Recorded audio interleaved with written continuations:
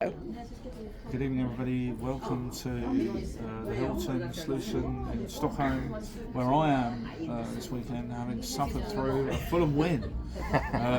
Remarkable that we drew the derby last week and beat Aston Villa, the first time in 7 games that Fulham have beaten Aston Villa and Unai Emery. And I'm here in Stockholm with my good friend Felix Jornen.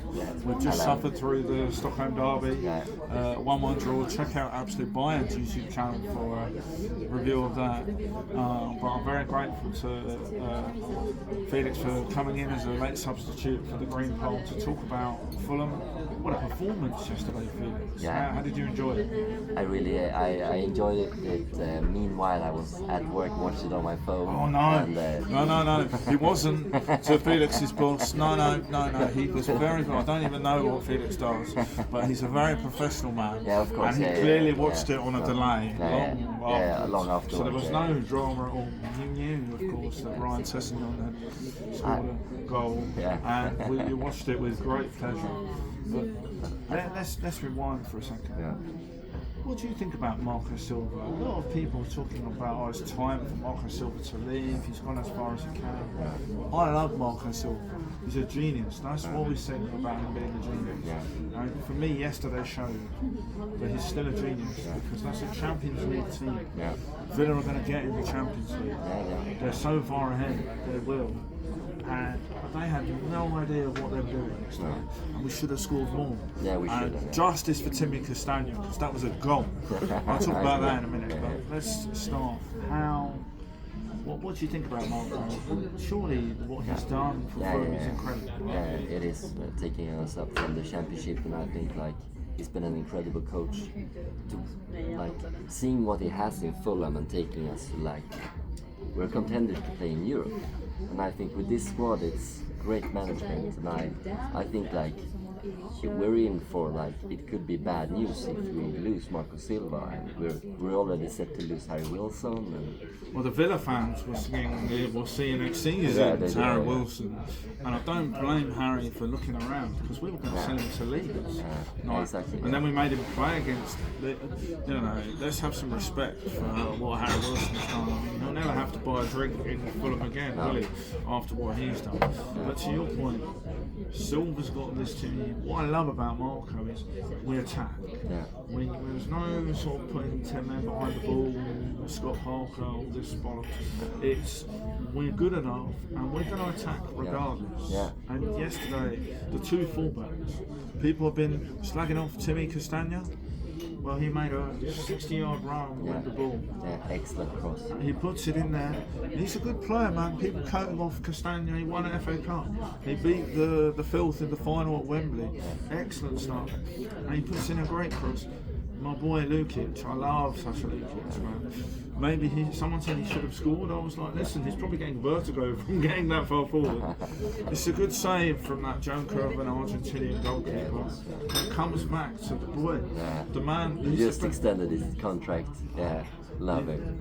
Tell me about Ryan Sessegnon. You've seen Ryan Sessegnon from the beginning. I've seen him score at Wembley for us, and I think that's the last time I saw us beat Villa, actually. Yeah, probably. Probably. Yeah, such a nice day for Ryan and to score that goal and keeping this season alive, really. I think.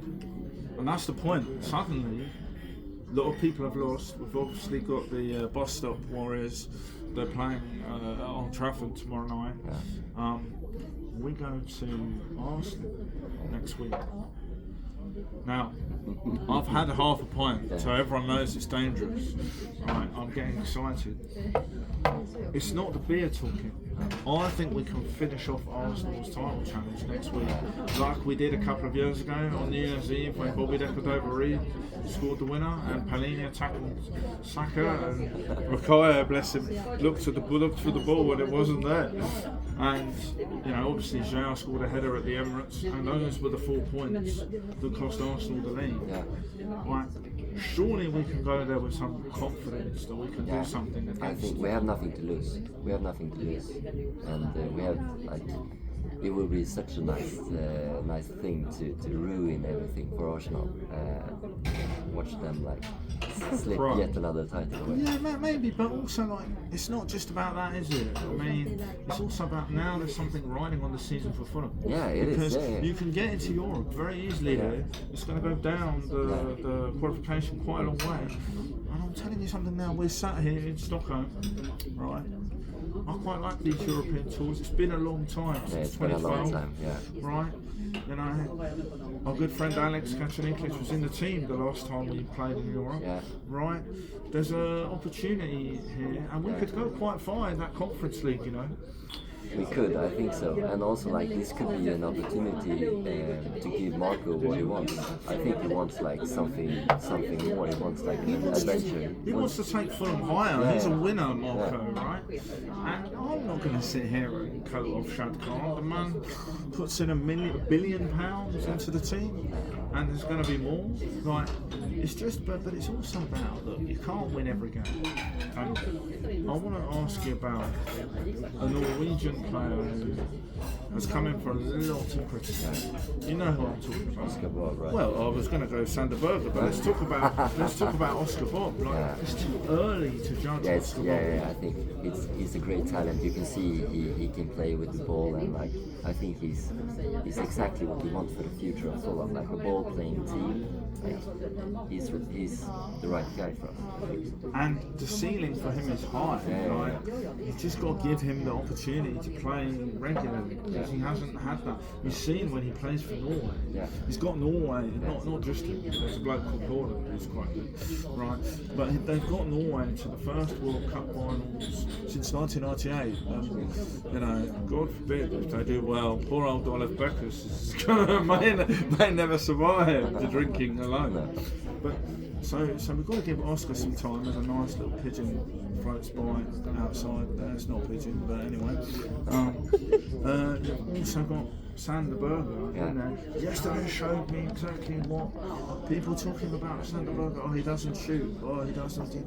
Mate, he and Lukic, they ran that midfield. John McGinn was crying. None of them fancied it. I love Sander Berger. If you don't understand what Sander Berger gives to this Fulham team, then you probably didn't rate Dixon and Tunu either. Exactly. And like, he's a better player than. Sorry, Dixon. He's a better player than Dixon. I agree. But the combinations are important in the midfield. Those two, Berger and Lukic, neither of them natural holding midfielders. They give you so much balance in the team, right? The great ball winners. Sometimes I think they lack a bit of creativity, like getting that's the ball because forward. Silva's tactics are you get the ball and then give it to people. And you would give it to Harry Wilson in the form that he's in, right? And you mentioned the Mill. I thought Mill was really good yesterday. Quite unlucky not to score or make a goal. Maybe he's just saving it for next week, because he'd like to do something. He's going to be up for it against us. And if Iwobi can run, he's going to be up for it. And let's talk about Super Burnt Leno in goal. Right. He made a good save last week. There's people saying that he was past it as well. I don't know what these people are smoking when they're watching Fulham. So I get it. You want to keep Burnt for next season, because there's been a lot of talks now. Where's he going? Look, we pay him enough money. He's on, 147 consecutive Premier League. But could we get someone better, do you think? Well, could we get someone better than Burnt Leno? I mean, maybe if we sign a 20-year-old in 10 years' time, he might be. Right. Don't be getting rid of a very good goalkeeper. You saw what happened when they said, Mark Schwartz, by the way, thank you, bye-bye. He went and won the Premier League twice. Right? Burnt Leno is amazing, and there's no goalkeeper would have been able to save that shot at the bus stop.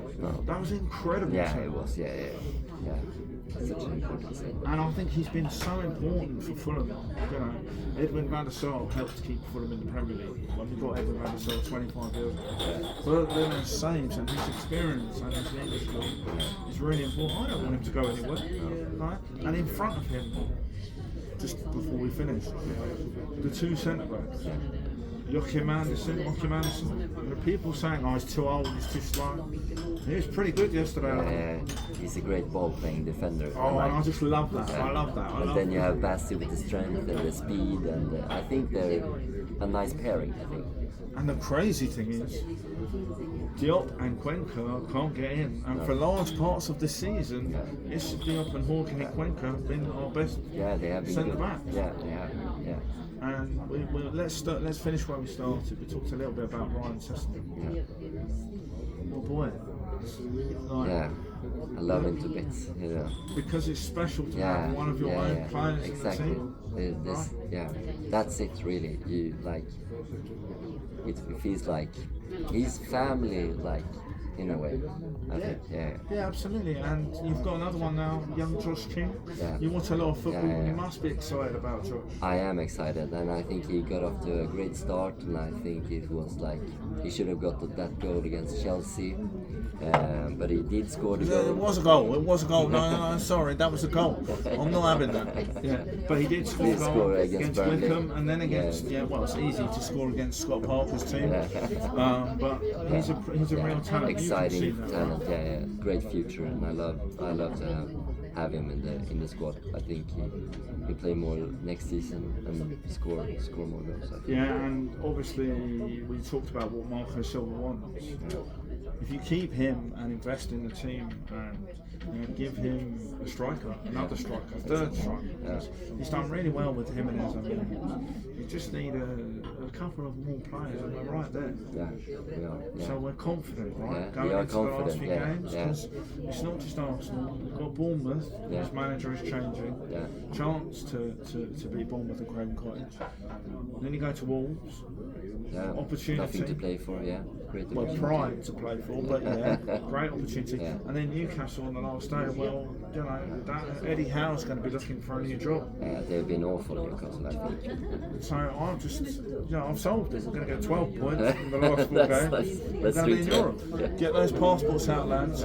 Thanks very much, everybody, and ladies, indeed. Kerry will slap me. Hello, Kerry. Thanks very much, Felix, for being on the Green Call. Thank you, Dan. Come on, you whites. Come on, you whites.